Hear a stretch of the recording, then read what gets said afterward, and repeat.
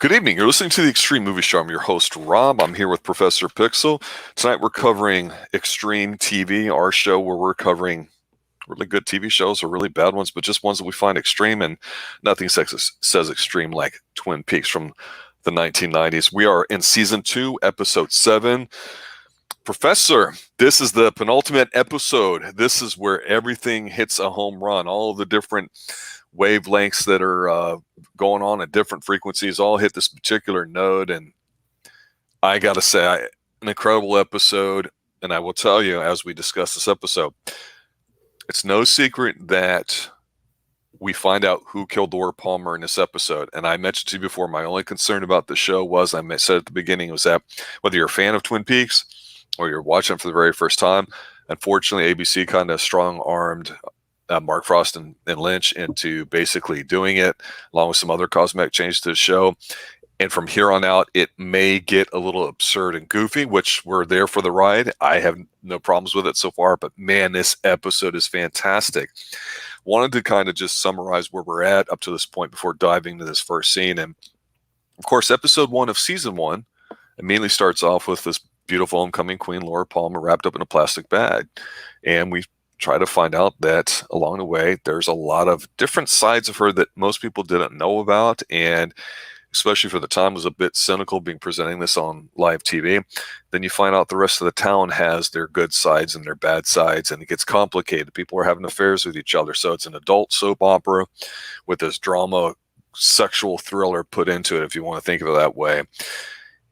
Here in season 2, we're seeing a bunch of all these loose ends that we go, I don't know where the hell this is going, but they all seem to make a definitive stand in this episode.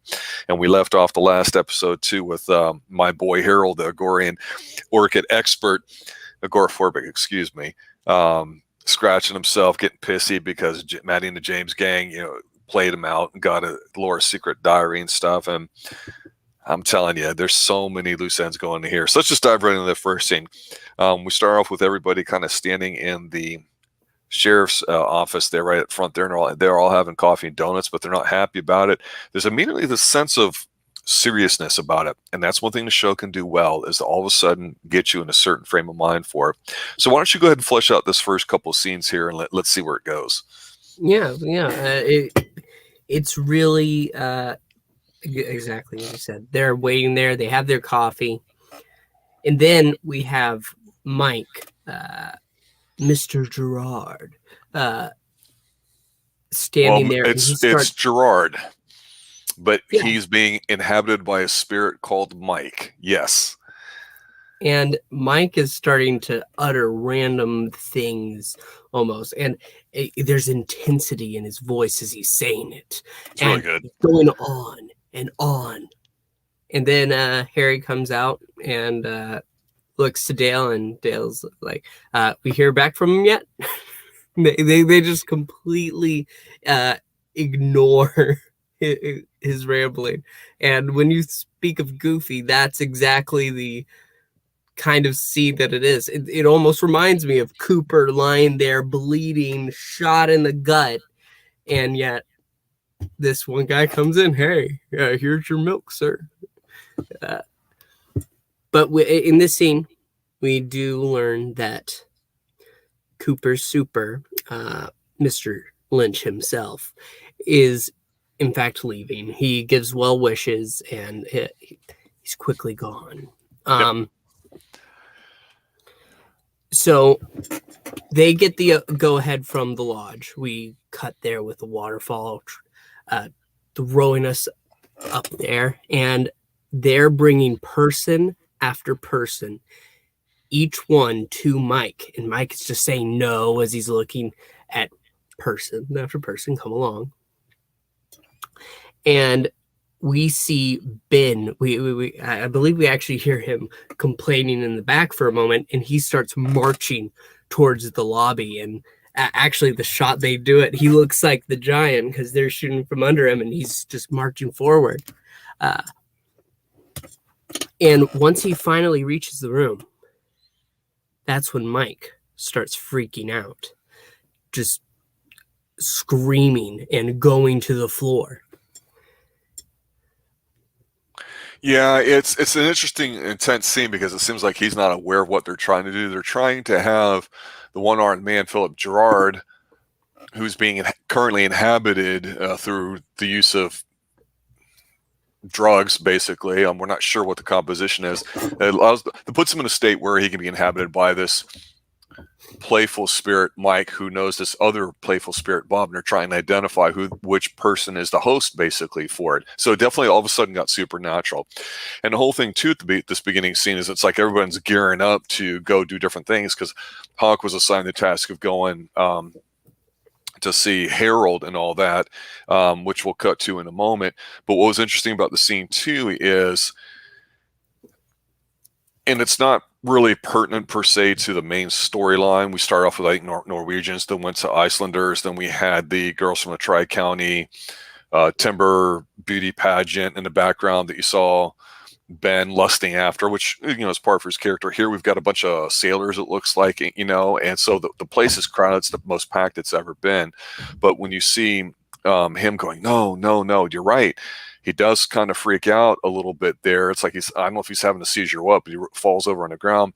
But the next person it looks like that they were going to show him looks like it's going to be Mr. Tajimura. I didn't catch it on the first viewing, but I had to go back and go, wait a minute, is that one of our characters? Yeah, and then it cuts away to Hawk. And Hawk himself, we get a scene where he's driving, and this is the first time we get like a sense of seriousness because we've got the patrol car, full sirens, he's speeding around the corner. It's a shot that we haven't seen yet of Twin Peaks, which we get a few of those in here too. So not only does it kind of make us feel not comfortable about the Twin Peaks we currently know because it's adding new scenes to it, there's a sense of urgency because Hawk is now on his own. And Hawk, they didn't talk about the fact that he saved Cooper's life and as well as Truman's. But again, I talked about before with editing, how some of them are choppy and how some of them allow the action to play out. Here, you don't quite get that where the action gets a chance to finish, but I think it's edited very well here because after the seizure, you get Hawk, he's knocking on the door of Harold's place and he goes in. The place is completely trashed. And then you see in the greenhouse room that he has there that has a window that you can see through there, you see him basically from the, say, chest down. He took his own life. And the one thing I wanted to mention about Harold too, because there's not much more about Harold, it seems like to say, is, I thought he was an interesting character. And I thought, who the hell came up with the idea for Harold Smith, this agoraphobic orchid expert, okay? And apparently the idea came up from him is that there was a guy around 120 years ago or something that was born into money.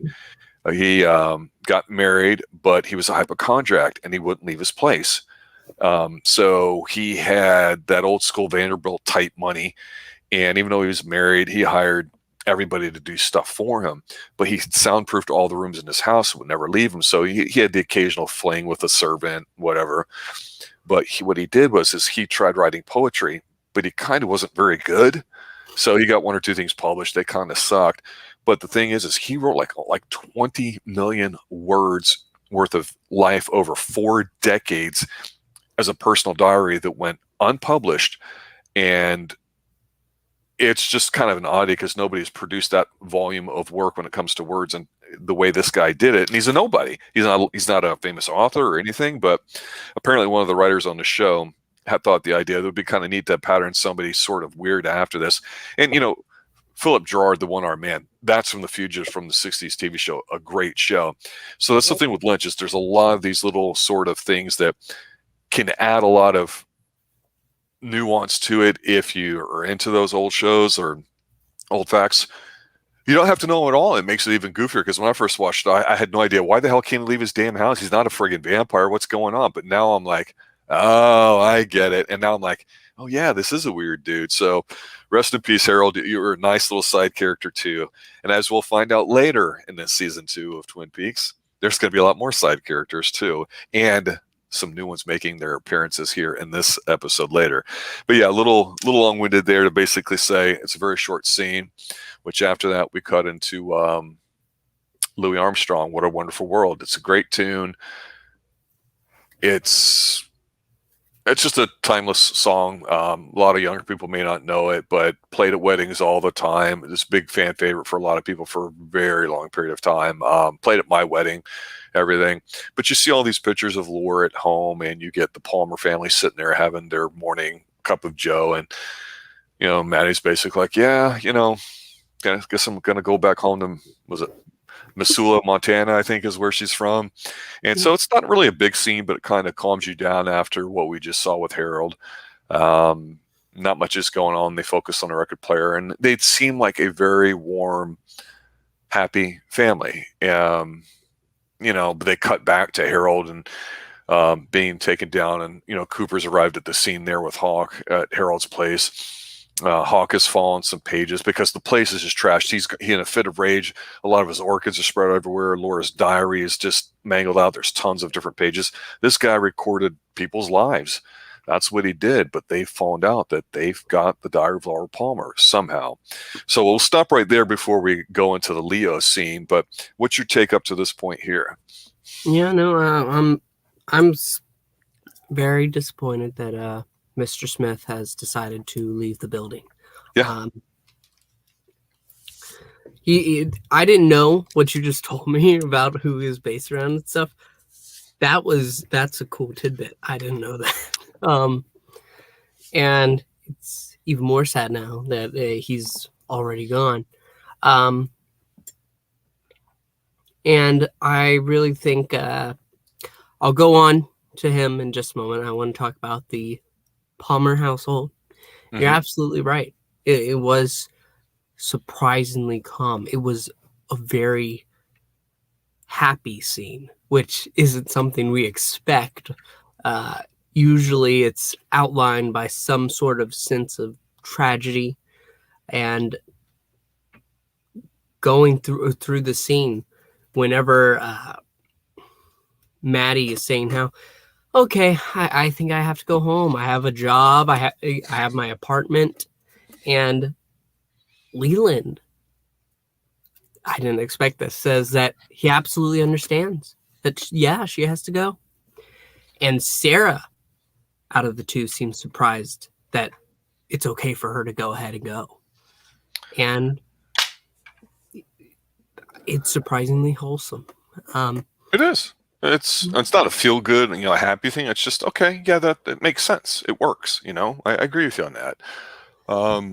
It's the kind of scene where you just go, all right, for all the tragedy that we've been through, and we've talked about how in season 1 we saw, Sarah Palmer's big scene was her just screaming madly, just you can feel the shock and grief on her because she got the call about Laura being dead, and we've seen the ups and downs that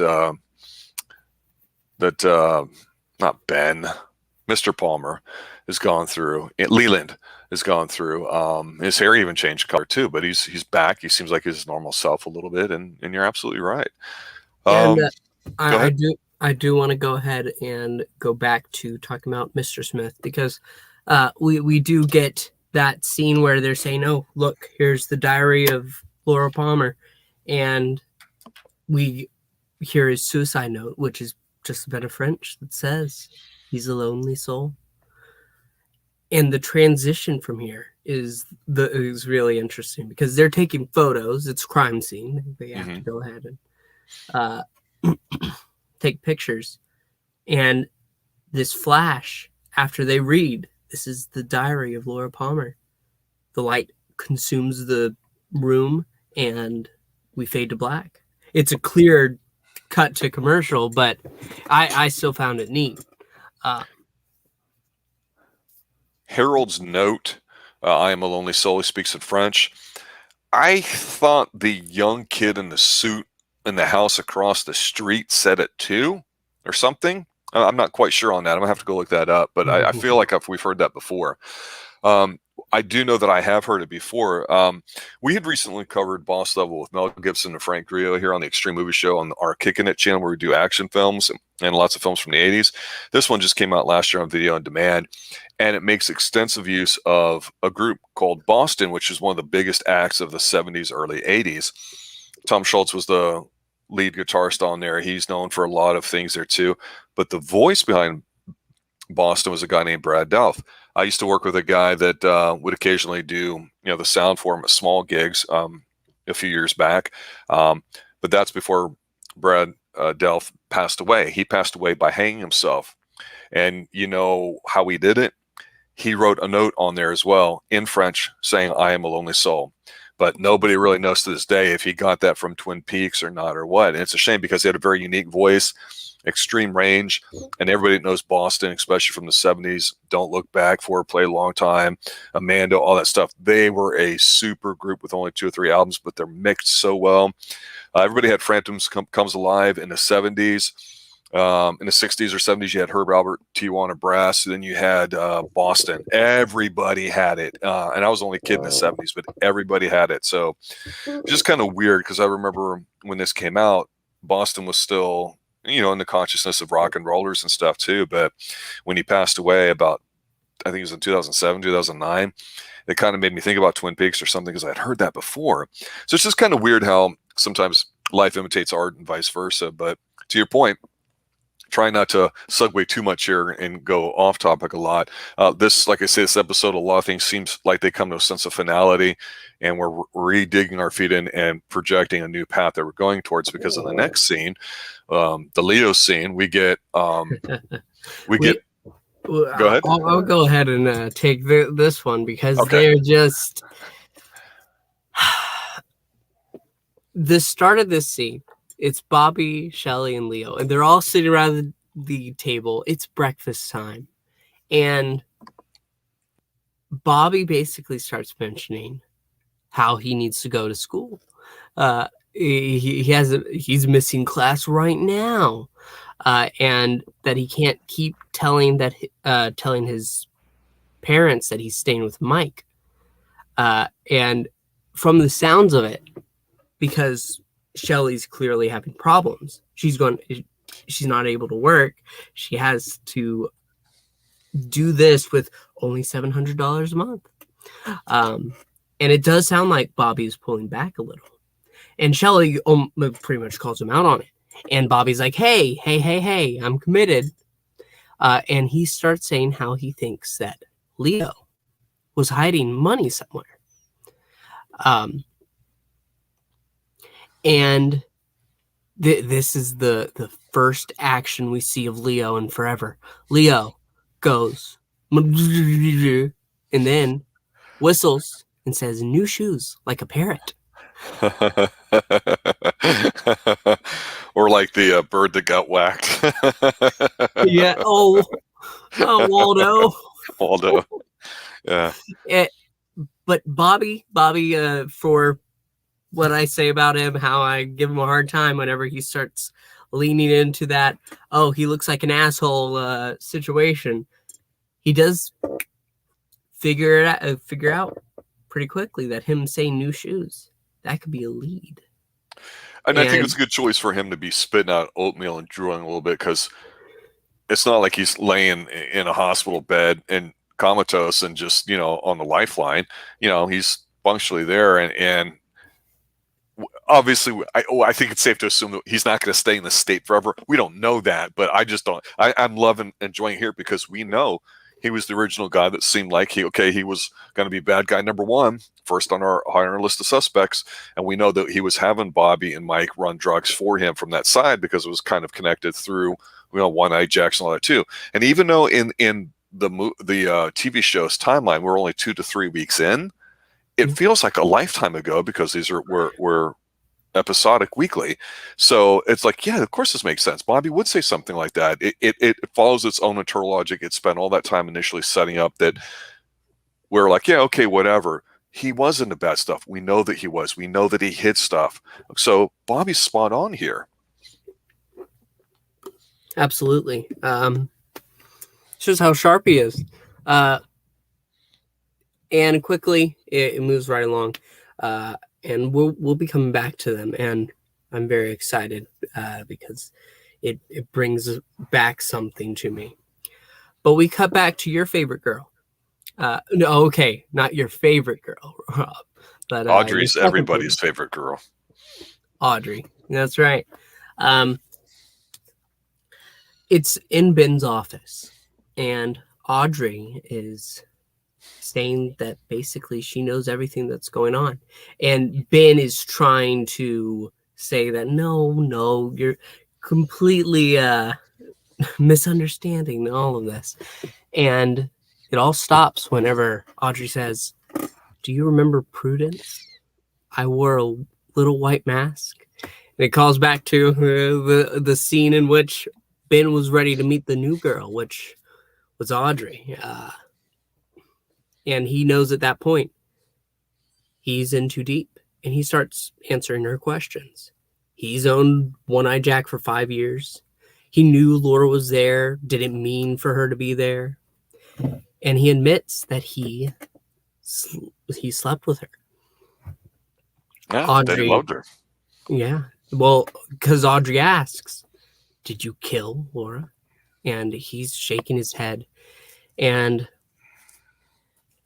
he says that he loved her. You're Yeah. absolutely right. But that's not a direct answer. And that's one thing I noticed. He didn't say no. Yeah, and again, the show was originally being set up where we were never going to find out who it was. We were just going to go through the lives of all these people. And when this show really pivoted after this episode, if you go back and look at a ratings chart, you see where for an episode or two it does okay, and it just like tanks for the rest of the season until the end when Lynch, who kind of removed himself a little bit from this stuff a bit, but then he came back and tidied it up because it was his baby.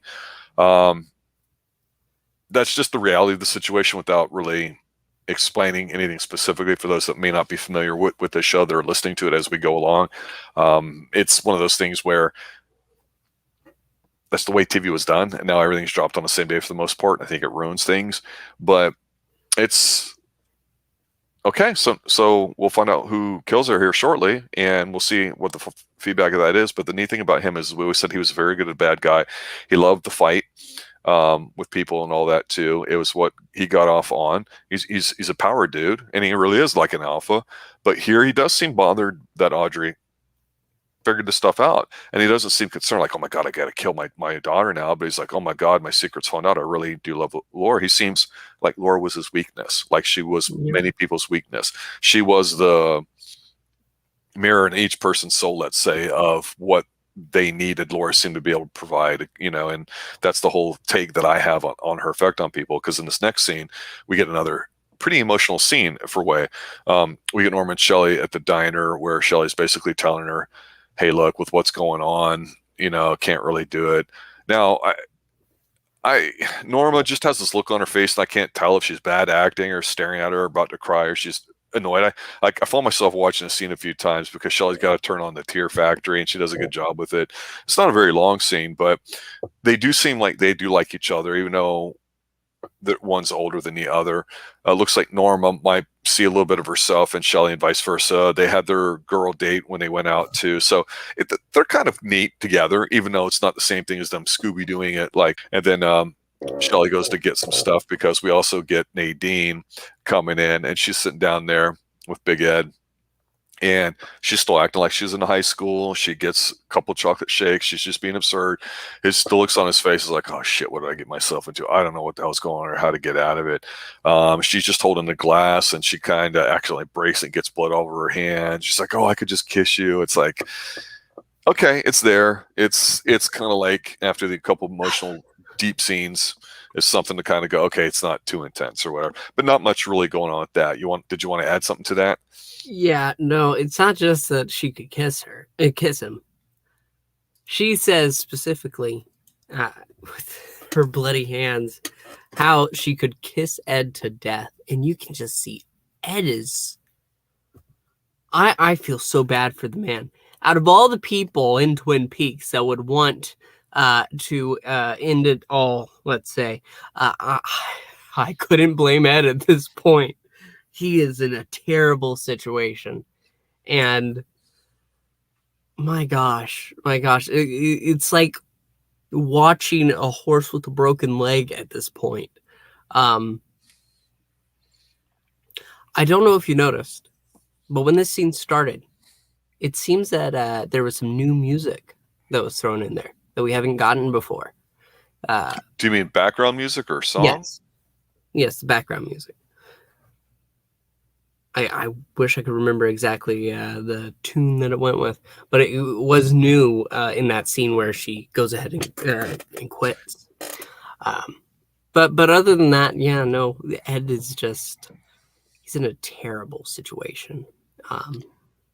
Yeah, it's a little flirty, fluty, jazzy kind of thing. I don't know if we'd heard that in season 1 or not, but it's definitely one we don't hear a lot. Normally we hear just a few like minor chord tones and some other stuff too, plus Laura's theme with the piano and whatnot. I was aware that there was stuff going on, but the music didn't really stand out to me in this episode like in some it really seemed to. Because this music continues into the next scene where we get Bobby and Mike, who we hadn't seen in a long time, the guys that were drug hunters.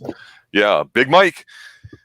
They're going in there and they're trying to figure out what was going on with Leo and the shoes and all that. Well, they got the shoes, and what's kind of cool, and this doesn't take long, Bobby gets the boots that Shelly had sent out for like repair or whatever, and he just hammers the sole of it, and there's this tiny little cassette in there. And of course, people today don't have it go, well, what's that? Well, it's magnetic tape, like an 8-track for the older people. But it has information on it. It's a recording of some kind, audio, and we don't know what that is because very quickly from there, it's really just a pivot scene to me. They go back to the Twin Peaks Sheriff Department where you've got Cooper talking to Diane in his recorder, and he's got a bunch of pages that looks like he's tried to puzzle piece back together with a big plate of donuts in front of him and his cup of coffee, figuring out what's going on. But this is one of those info dumps, you know, I've talked about before. We haven't really had them a lot lately, but in this one it did. But I feel like it's just kind of like a big inhale, because here Laura's talking about Bob. Mm-hmm. It starts to get kind of dark, and not that it was a light episode, but he's making notes about how she and her secret diary talked about this guy Bob, and you know, being molested and sexually abused. I'm gonna tell the world about Ben Horn one day, but he gets interrupted by Audrey, who comes in and says, hey, you know, I talked to my dad, Ben Horn, and he was sleeping with her, doesn't know how long. Cooper's like taking all these things in, you see the wheels turning or whatever. She says, oh, he was at One Eye Jack's, that he owns it and everything. So Cooper's kind of like, really? He's like, don't tell anybody. But then Truman comes in and, you know, says, hey, what's going on? And it's one of those mystical things we heard in a previous episode. Without chemicals, he points. And they reference the morning and all that too. So now we've got all these plot lines kind of laid out. Now we've got that part where it says, okay, let's just put our foot on the gas and go whatever direction it is, because they decide that they're going to issue a warrant for Benjamin Horn. Then, of course, they fade to back, which, to your point, would be a commercial break. Anything stick out to you here in these couple scenes? Yeah, no, it just moves along really quickly. And I was really happy with it. And it leads directly to our next one, which leads to everybody's favorite man from China, Mr. Asian invasion. No, Japan, not China. My bad. Oh, okay, my bad. I thought it... Okay, I'm sorry. I'm sorry for what I'm about to say. Go ahead. Mr. Tajimura gets thumbs up because Ben says that basically it's all settled. We can absolutely sign on, and as soon as they're about to, that's when Dale and company just enter the office. Ben clearly isn't happy. He's trying to rush him out of there, but they're saying that no, they need him to come down, and either he can go willingly or he can be arrested, dragged out the front. He stands up and he says that I forget exactly what he says, but he tries to rush out the back door that he has, and they get him and they pull him out, and he's saying that they can't do this to him. He kind of panics a little bit here. He doesn't realize, holy shit, they got me. I don't know what for, but they got me for something, because he's got his fingers and everything bad going on for the most part. That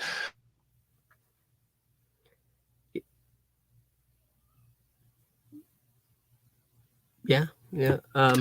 Polite's not the right word. They're trying to extend him or the front way. You decide, and they do drag him out. But you're right, Mr. Tojimura. Even though they verbally agreed to go ahead with the Ghostwood deal, the paperwork doesn't get signed, which obviously, it's obvious there. And my favorite line of the scene is as he's screaming, "You can't do this to me." Dale says, "It's already been done." Yeah, we'll see. I mean, because what happens next for the third act is incredible. It's really harkening back to the first episode to me, which is fantastic television. It's basically a movie, really. It's, we started off early in the morning, then we had late morning, afternoon with, unfortunately, with Harold and, some other stuff. So this day's flying by, but this is the evening. You're seeing some inside shots of the, excuse me, of the Palmer household. It's just kind of taking its time.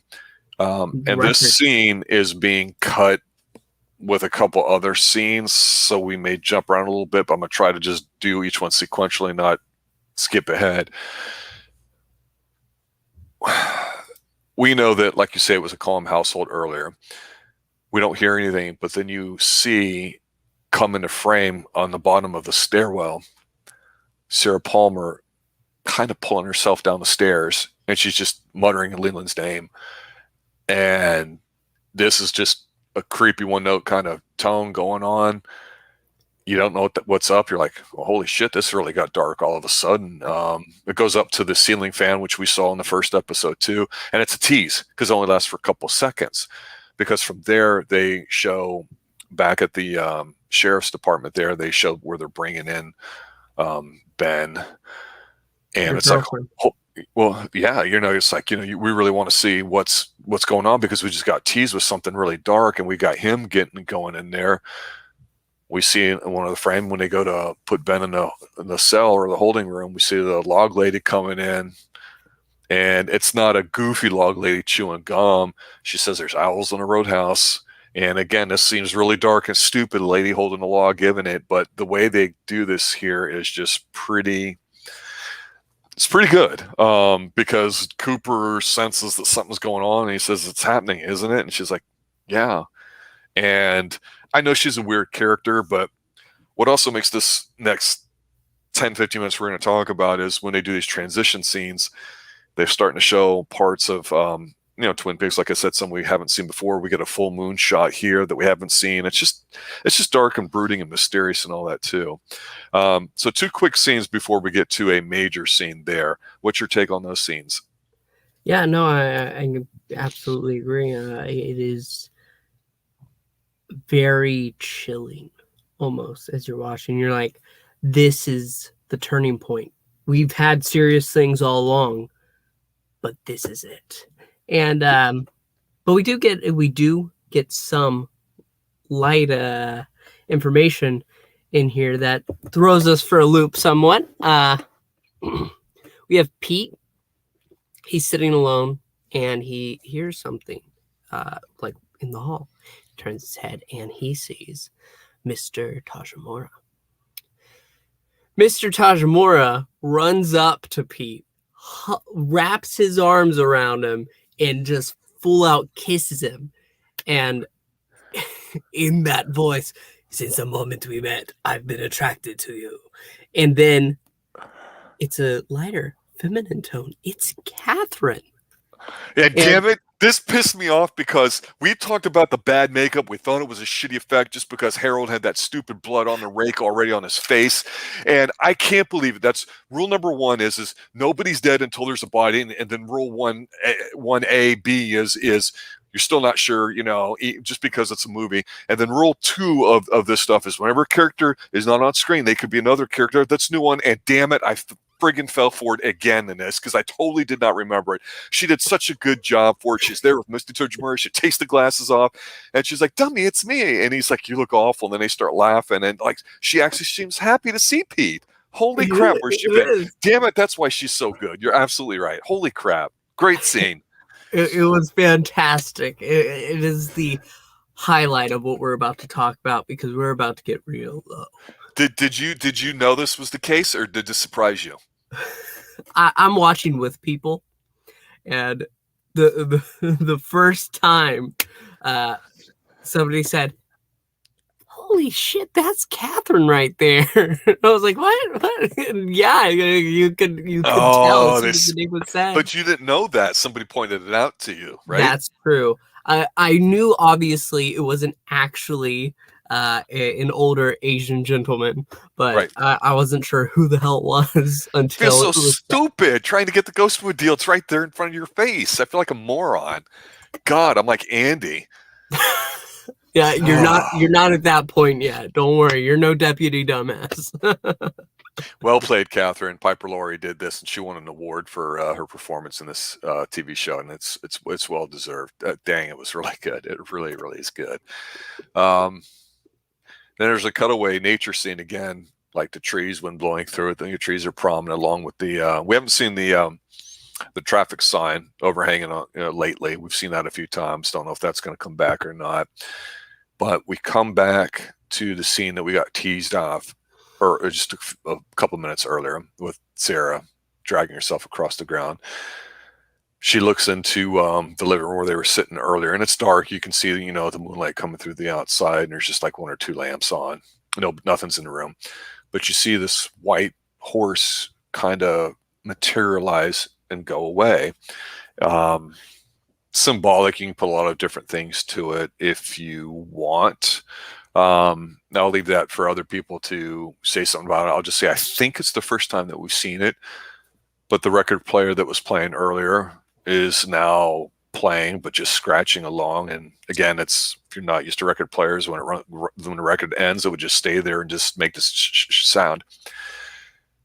And then we get Leland Palmer adjusting his tie in a window. It appears Sarah's passed out there in the middle of the floor, and it cuts to the bunkhouse bar, or whatever it's called there too, where we see the owls there at the Bang Bang Bar. I think it's what it's called. So what'd you take on this scene? Yeah, no, it absolutely. There's no sound, really. You're just watching it. Yeah, and as soon as you see Leland looking in the mirror and he's just getting dressed, something's off. Yep. And but we go from there, and it's cutting because something is happening at the roadhouse. Yes. That's what the log lady said, and so they're there at the roadhouse. We get a cut to Donna and James. They're there. They talk about Smith being dead, and James is trying to say, no, you have nothing to do with that. I know you upset him, but there's nothing you could have done. It's not your fault. And it's actually a good conversation. I mean, I bash on James, but it's a good conversation, I think, between those two. It's mature. Yeah. And we cut from there, and a lot is happening all at once. We see Log Lady, Truman, and Cooper enter the building, and they are sitting down, and they have some nuts at the table. It's like a Longhorn Roadhouse, just crunch them on the floor. We cut back to the conversation, and Donna learns that Maddie's leaving. And Donna says that she never said anything to her. And after that, they're stopping, and there's this sappy kind of love song playing in the background with the band. And Donna starts. Well, it's the same band we saw, I think, in season 1. So it's the same lady and group. So it's the same. Yeah, they're putting them in there too, because this is the local watering hole for everybody in town. So yeah, so it's nothing new, but it's milking the scene for time wise. And speaking about that, we're watching the trio sitting there, and a new song's playing. We see some Navy boys drinking not far off. But as we look at the band, they slowly fade. It's from Dale's point of view. The place has gone quiet, and suddenly the giant is standing there, and he tells Dale, "It's happening again." We don't know what it is, but if you also notice too, like I say, the band, I forget the name of the band or the actual artist who did it. They was a small independent type thing at the time, but the stage, it's a very intimate gathering. It's maybe 50 people sitting around, maybe 100 tops, but very close to the stage, reach out, touch them sort of thing. But the whole background is red drapes. And we've seen Cooper have visions of red rooms. We saw red drapes, of course, in the honey hole, the cabin that Laura and Renette were having group sex with Jean and Leo, and with the bird and all that too, and all that when they follow them towards the end of season 1. So there's this theme about red room or red dress, that kind of stuff, the color red and red drapes. But yeah, I've kind of almost forgotten about the giant when it's happening again. We don't know what it is, but it seems like a pattern or whatever. And some say death rides a pale horse if you're religious. Some say it's a portent of things to come, good or bad, I don't know. But the next scene is really the whole thing that kind of makes us go, all right, this is what Twin Peaks has been for 15 episodes now. We cut back to the home where we get Leland Palmer looking at himself in the mirror. So you get like the side portrait shots, a 2-shot of him, and you're looking in the mirror. And in the mirror, you see Bob. And Bob is that crazy long-haired dude in denim, just evil sort of looking, scrawny, evil bastard that we haven't seen much of. We saw him and he turns around. He's got this glaring, menacing look on his face. And this guy's done a great job from anguish to soft-spoken to singing. He's played his part well. This actor is, it's just a real treat to watch this scene, because he turns around and he's looking. He's not even blinking. He's got a sense of patience but finality in what he's about to do, because he reaches in his pocket and he pulls out a pair of white leather or like doctor's type of gloves, the real thin ones. And you hear Maddie, who's getting ready to be leaving, and she's like, "Oh, it smells like something's burning in here. What's going on?" There's like this floodlight thing on there, and it's really creepy. But this is such a great scene where she comes and cuts through the doorway, and she's looking, and she's like, "Oh my God, what happened?" And he just gets this crazy look on his face, puts his hands out, and just runs after her. She goes to run up the stairs, and we don't see this because it's all off stage, because the camera, it's a fixed shot. You hear her screaming and screaming, and it's just it's a phenomenal scream. We haven't heard screaming in this episode. We have not heard the disgusting, horrific things that have happened. It's only been our imagination. It's the same thing here, but it's done differently. Instead of getting a visual like Laura with a secret in here with the letter that was under her nail and all that, here we just get Maddie screaming her head off, and then we see her struggling to try to get out from down the stairs, and we get it cutting from Bob to Leland and back and forth and everything. And he starts just throwing her on the house, and then you almost seem like Leland's coming back, and because he almost seems at one point like he's caught himself, but it looks like Bob's winning this battle, and you've got Sarah laid out, passed out. I don't know if she's dead, on the floor while all this is going on, and she does such a great job of not overselling it or being overly dramatic, because he beats the shit out of her. He's punching her. He's whopping around. Then he's about to cry. Then you can see where he turns back into Bad Bob, if you will. And he just says this really, what we would normally think would be a funny, stupid comment about sending you back to Missoula, Montana. And he just rams your face right into this picture frame, and she falls down, apparently dead. Face is all mashed up. Mouth is bloody. He grabs her ring finger. He slides a letter underneath her nail. She's done. She is toast. Finito. This was a grim scene. It was done very well. You don't have to have grim 100% of every episode of all the time. It'll lose its luster. But damn it, after 15 episodes, this was a home run scene to me. How did you feel about it? Yeah. It's definitely, it definitely hits hard, and I'm getting creeped out even talking about it, because watching it was absurd. It doesn't seem, because we see Leland, yes, beating on her, and it's not actually meant to be Leland. It's Bob, and we cut between Bob just grossly like slobbering all over her while she's trying to get away. She's calling for Laura, and Leland is saying, "Oh, it's you, it's my baby." Oh, and he's not doing. He doesn't think he's doing anything wrong, but Bob is absolutely just. You get chills, and it looks like after screaming that Leland says you're going back to Montana, just slams her into the wall, gets her.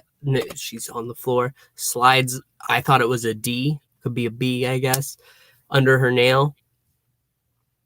And it was just a lot to take in, and we feel the impact immediately, and the world does too.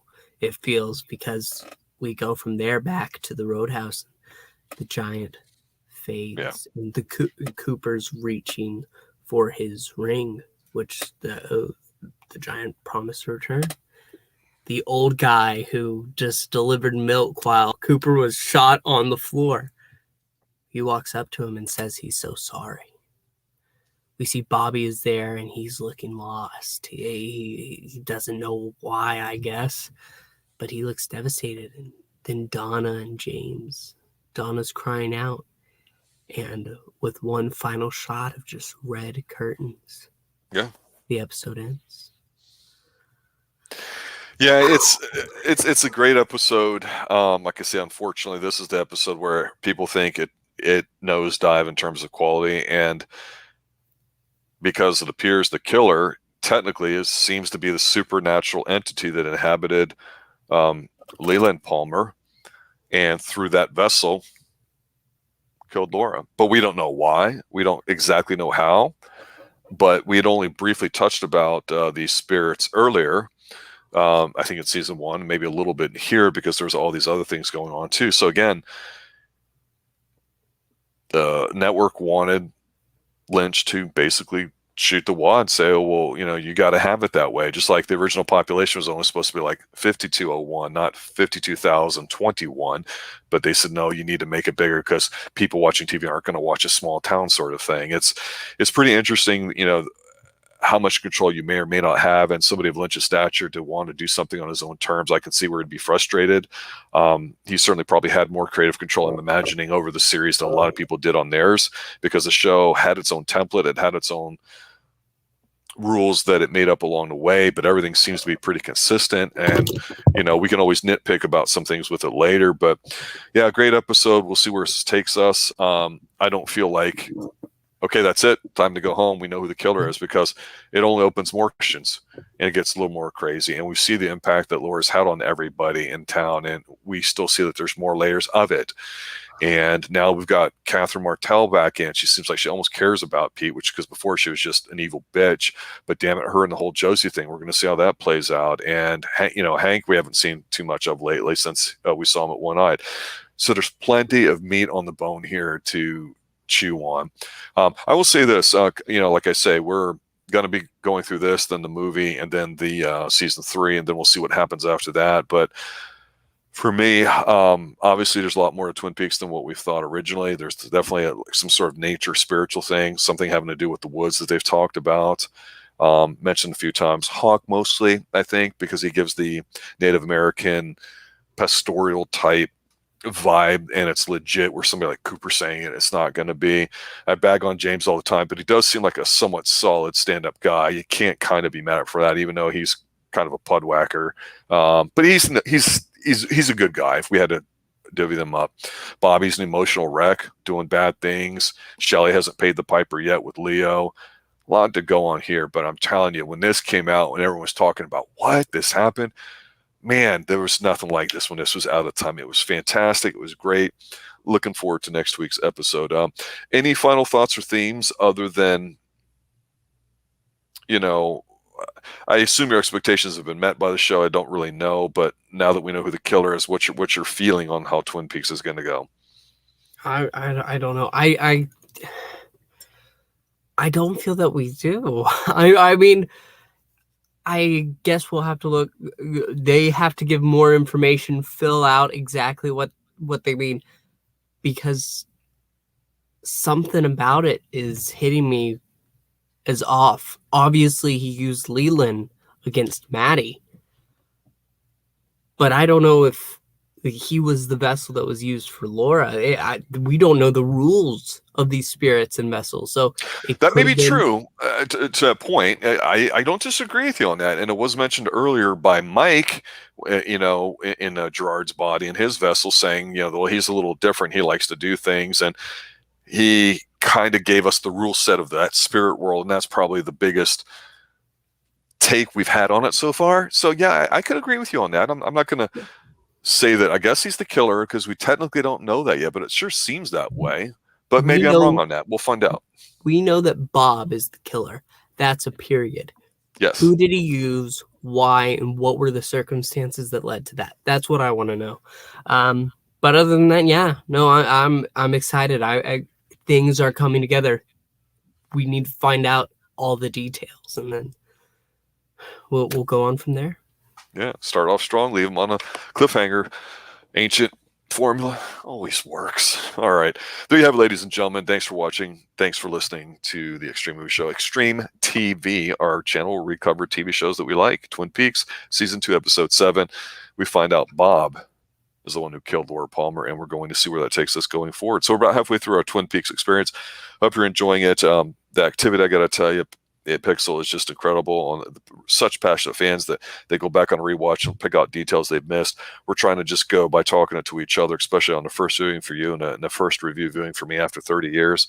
I know I've missed some stuff. I feel so stupid. I didn't even get Toji Mura was Catherine. I feel like such a mark.